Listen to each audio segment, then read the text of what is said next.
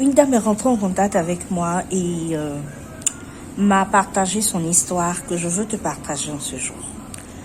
Cette dame, mariée depuis plus d'un an, est tombée sur des messages de son époux.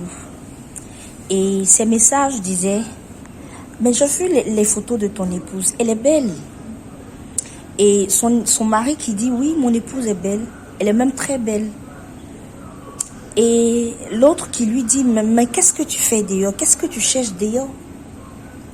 Et le monsieur qui lui dit: effectivement, mon épouse est belle, mais elle ne me satisfait pas. Je ne suis pas satisfait au lit. Et l'autre qui lui dit: mais c'est quoi le problème? Il dit: non, je la sens large. Quand cette dame voit ces messages, elle tombe des nues. Elle voit son monde s'effondre. Tout ce qu'elle a dû bâtir pendant ces années s'effondre. Et ne sachant pas communiquer, elle décide de ne rien dire. Elle garde tout en elle. Elle médite tout en elle. Elle perd confiance en elle.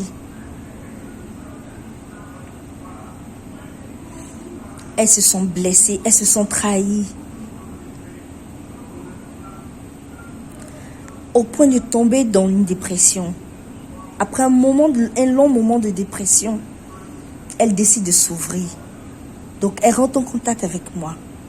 Elle accepte de se faire accompagner, de se faire suivre. Après le processus d'accompagnement,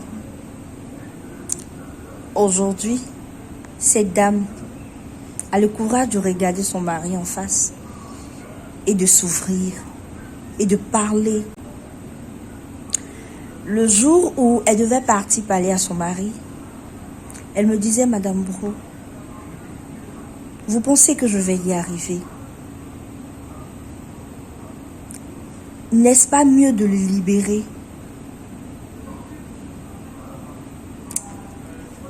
Après un moment ensemble d'échanges, cette dame elle va rencontrer son mari. Elle prend son courage et va rencontrer son mari. Parce qu'en réalité, elle nourrissait le divorce. Elle pensait la séparation. Elle voulait demander le divorce. Parce qu'elle se sentait tellement trahie, tellement mal. Elle rencontre son mari. Je vous épargne la suite. Parce que on ne se lève pas comme ça aussi pour aller voir son homme. Il a des dispositions à prendre. Donc, elle prend ses dispositions. Elle va le rencontrer. Le lendemain, je l'appelle, je lui dis comment ça s'est passé. Avec un sourire, avec un rire, elle me dit: Madame Brou, c'était bien. En fait, dans ce processus, nous avons travaillé des points. Le premier point, c'était qu'elle reprenne la confiance en elle. Qu'elle sache qu'elle est unique et qu'elle a de la valeur. Le deuxième point sur lequel nous avons travaillé, c'était ses blessures. Le fait d'accepter, de pardonner son mari. Et le troisième point, c'était de surpasser, de prendre de la hauteur, de prendre des résolutions et se remettre en cause, travailler sur ce qu'elle doit travailler. Et aujourd'hui, elle retrouve la joie de vivre. Elle réaccepte de donner une chance à son couple. Elle réaccepte de donner une chance à sa famille. Voilà ce à quoi sert l'accompagnement. Messieurs, dames, ne restez pas juste à la maison.